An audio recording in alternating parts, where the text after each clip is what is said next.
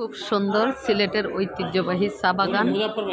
দেখেন এটা কেমন লাগে। এটা একটা ছবি, এখানে ছবি ছাড়ছে। এটা এই দিক দিয়ে যাব,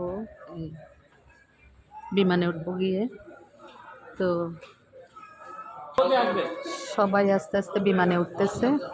এটাতে আমিও যাব, হুইল চেয়ারটা পরে দিবে আর কি। আমার পায়ের জন্য যা হাঁটতে পারি না, এই জন্য হুইল চেয়ারে করে যাচ্ছি। যে ওনারা সব ঠিক ঠিক করে দিচ্ছে।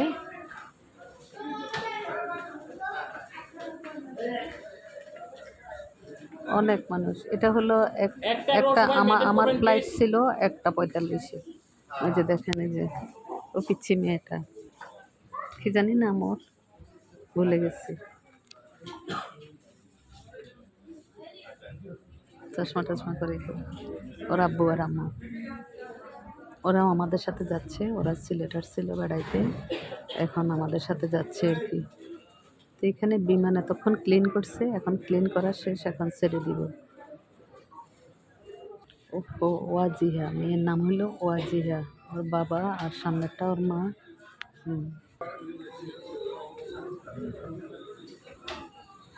ওয়াজিহা আর ওয়াজিয়ার আব্বু আম্মু আসছিল সিলেট বেড়াইতে। ওরা সিলেট থেকে যাচ্ছে আমাদের সাথে একই ফ্লাইটে।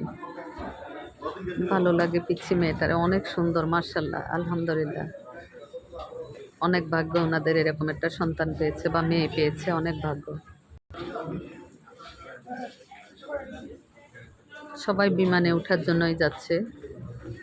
ওনাদের যাওয়া শেষ হইলে আমাদের হুইল চেয়ার নিয়ে যাবে। আমার অনেক খারাপ লাগে জানেন, এই যে হুইল চেয়ারে সবাই হেঁটে যাচ্ছে আর আমি হুইল চেয়ারে যাচ্ছি। সব আল্লাহর হুকুম, আল্লাহর ইচ্ছা, আল্লাহ দিচ্ছে, এখন কী করবো, কিছু করার নেই। মানুষকে আল্লাহ চাইলে অনেক কিছু করতে পারে, আবার চাইলে অনেক কিছু দিতে পারে, আবার চাইলে নাও দিতে পারে, এরকম। এই যে এই দিক থেকে আমরা আসছি, মোটামুটি উঠা শেষ, প্রায় জন উঠে গেছে, আর অল্প কিছু উঠে গেছে।